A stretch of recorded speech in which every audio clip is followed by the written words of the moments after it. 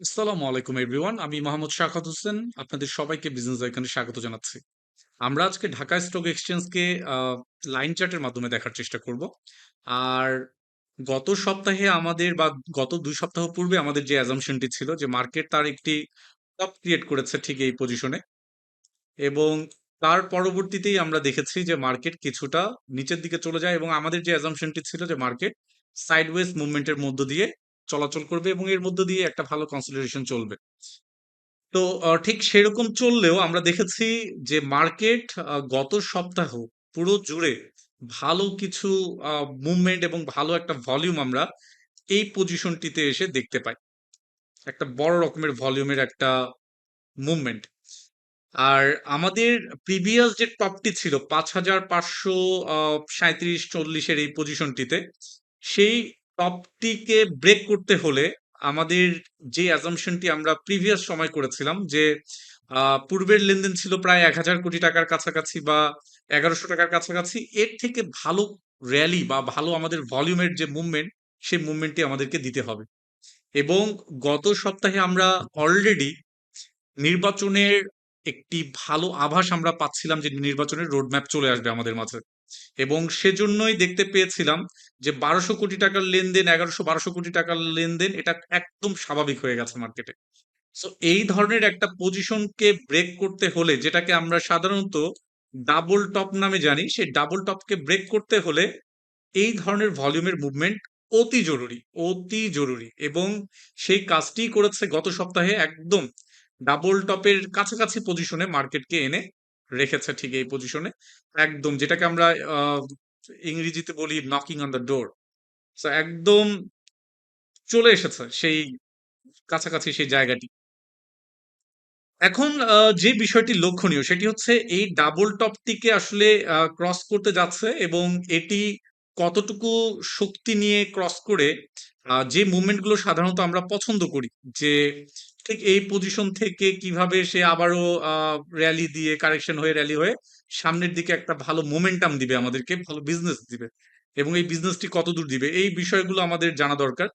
সেই জিনিসগুলো আমরা আজকে একটু দেখবো, এবং ইন্টারন্যাশনাল যে স্ট্যান্ডার্ড, সেই স্ট্যান্ডার্ডে দেখার চেষ্টা করব যে আমরা কি সেই জায়গায় পৌঁছাতে পারলাম কিনা।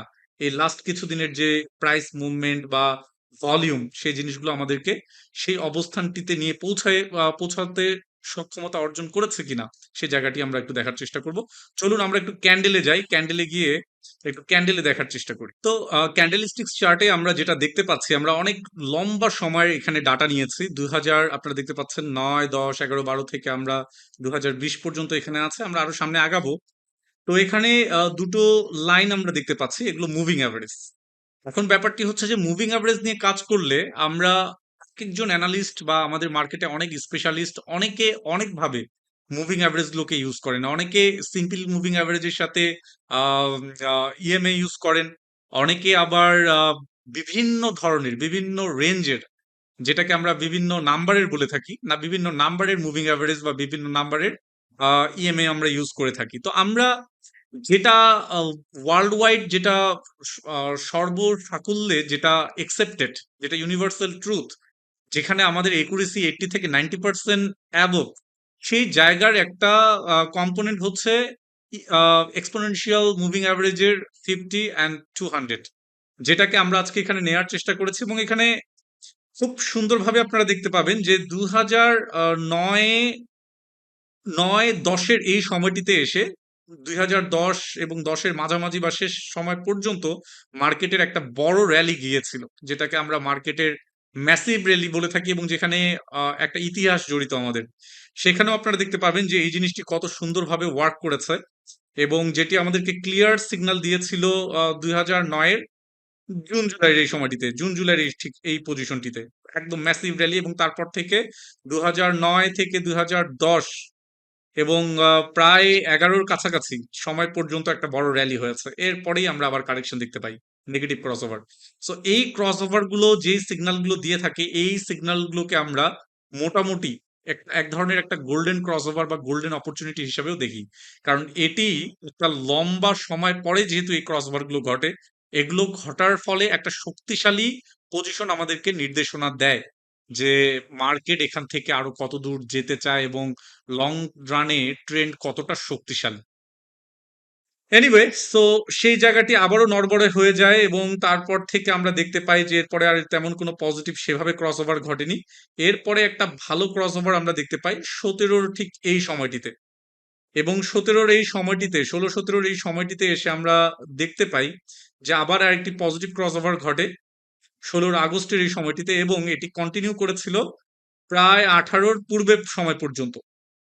তার মানে মোটামুটি একটা ভালো সময়, প্রায় 2 বছরের কাছাকাছি এখানে একটা ভালো বিজনেস গেছে, এবং এর পরবর্তীতে আবারও নিচের দিকে চলে আসে। আসার পরে আবারও ক্রস ওভারের চেষ্টা করলেও বড় রকমের ক্রস ওভার দিতে পারেনি, বাট এই ক্রস ওভারেও মানুষ যথেষ্ট বিজনেস করেছে বা বিজনেস পেয়েছে।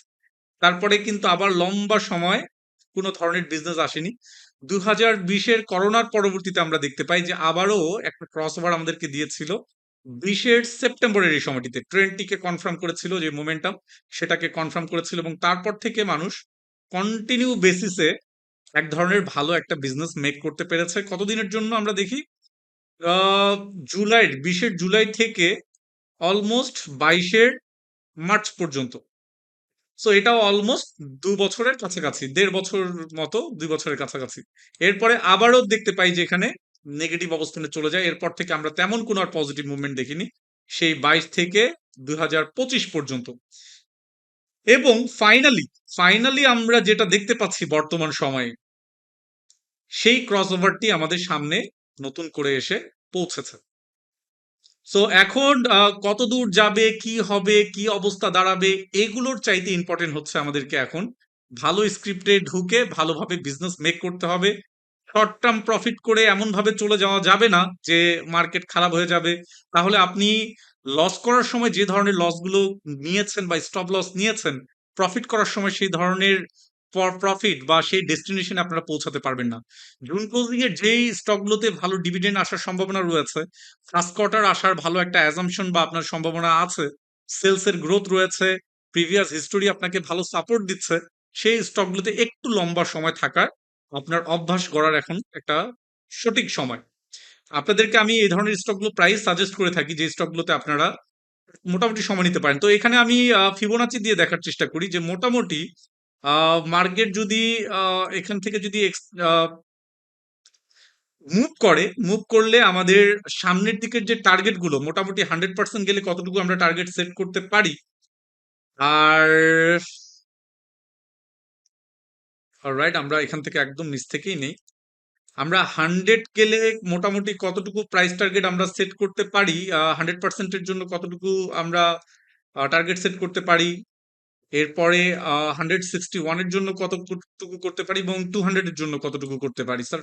সো এখনকার যে র্যালিটি, সেই র্যালিটি একদম আমাদের বেসিক যে প্রাইমারি টার্গেট, সেই প্রাইমারি টার্গেটটা 6200, আমরা 6000-এর কাছাকাছি আমরা খুব ইজিলি যাওয়ার একটা সুদূর সম্ভাবনা আমাদের এখানে আশা করতেই পারি। এরপরে যেটা আমাদের রয়েছে 161, সেটা আমাদের 6800, 6800-র এদিকে। তারপর একটা যেটা রয়েছে যদি 200% এখানে থেকে মোটামুটি মুভ করে, আমরা 7000-এর উপরে আমরা ইন্ডেক্স আশা করতে পারি। আর যদি একটু ছোট পরিসরে চিন্তা করি, তবেও আমাদের ঠিক একই রকম, আমাদের এক্সপেকটেশন একই রকম থাকবে, 6000, 6700 এবং এরপরে 7000। So hope for the best. আশা করব জুন ক্লোজিং এর যে ভালো ডিভিডেন্ড দিবে যে স্টকগুলো, সেগুলো থেকে আপনারা মোটামুটি ভালো ডিভিডেন্ডকে বেস করে এই আগামী মাসটি আমাদের একটা ভালো র্যালি দেওয়ার সম্ভাবনা থাকে। সেপ্টেম্বর মাস মানেই এই ধরনের একটা ভালো পজিটিভ মাস যাওয়ার প্রিভিয়াস হিস্টোরিও আমাদেরকে বলে। প্রিভিয়াস আমাদের যদি মাসগুলো আপনারা দেখেন, সাধারণত সেপ্টেম্বর মাসটা খুব ভালো যায়, আর অক্টোবর থেকে আবার ডিভিডেন্ড চলে আসতে শুরু করে, একটু এলোমেলো হয়ে যায়। এবং দেখবেন যে এর মাঝে আবার ব্যাংকের যে স্টকগুলো, সেগুলো একটা পজিশন বা একটা শেপে চলে আসবে, সেগুলো আপনাদেরকে বিজনেস দেওয়ার মতো একটা অবস্থানে চলে আসলে দেখা যাবে মার্কেট একটা check and balance cycle maintain করে করে আপনাদেরকে বিজনেস দিতে পারছে। So hope for the best, সবাই ভালো থাকবেন। আশা করি আপনারা একটা ভালো পজিটিভ ধারণা পেয়েছেন। আর মার্কেট আমাদেরকে যা শো করবে, যেহেতু আমরা পূর্বে এই ক্রস ওভারটি পাইনি, ক্রস ওভার পাওয়ার সম্ভাবনা ছিল, এবং ছিল বলেই আপনাদেরকে বারবার বলেছে যে মার্কেট টুডে অর টুমোরো বা 1 মান্থ লেটার যেটাই হোক না কেন, মার্কেট মাস্ট উপরে যাওয়ার জন্য রেডি। সাইডওয়েজ মুভমেন্টটাই আমাদেরকে দেখতে হবে যে বায়াররা কতটুকু অ্যাক্টিভ, ডিমান্ড কতটুকু ক্রিয়েট করতে পারছে। সো সবকিছু যেহেতু আমাদেরকে পজিটিভলি সিগন্যাল দিচ্ছে এবং আমরা জানি যে মার্কেট আমাদেরকে অ্যাডভান্স সিগন্যাল দেয়, রোড ম্যাপ আসবে, ইলেকশনের রোড ম্যাপ তৈরি হবে, সেটা কিন্তু আমাদের মার্কেটের এই লাস্ট গত সপ্তাহের মুভমেন্টই বলে দিচ্ছিল যে something is knocking on the door. এবং যেটা আমরা গত সপ্তাহের শেষের দিকে আমরা জানতেই পেরে গেলাম যে রোড ম্যাপ চলে আসছে। সো সেই অ্যাডভান্স জায়গাগুলো থেকেই মোটামুটি মার্কেট তার যে নেচার, সেই নেচারেই কিন্তু আমাদেরকে অ্যাডভান্স সিগন্যাল গুলো মোটামুটি প্রদান করে। So hope for the best. আমরা সেরকম কিছু পেয়েছি, ডিভিডেন্ড ডিভিডেন্ড বলছি, ডিমান্ড মার্কেটে ক্রিয়েট হচ্ছে, সেটা ইনস্টিটিউটাল সাইড থেকে হোক বা ইন্ডিভিজুয়াল সাইড থেকেই হোক। আলহামদুলিল্লাহ, আমরা দেখি আমাদের এই ডাবল টপকে ক্রস করে মার্কেট কতটুকু আমাদেরকে ভালো বিজনেস দিচ্ছে। Hope for the best. সবাই ভালো থাকবেন। সবার জন্য শুভকামনা। আল্লাহ হাফেজ। আসসালামু আলাইকুম।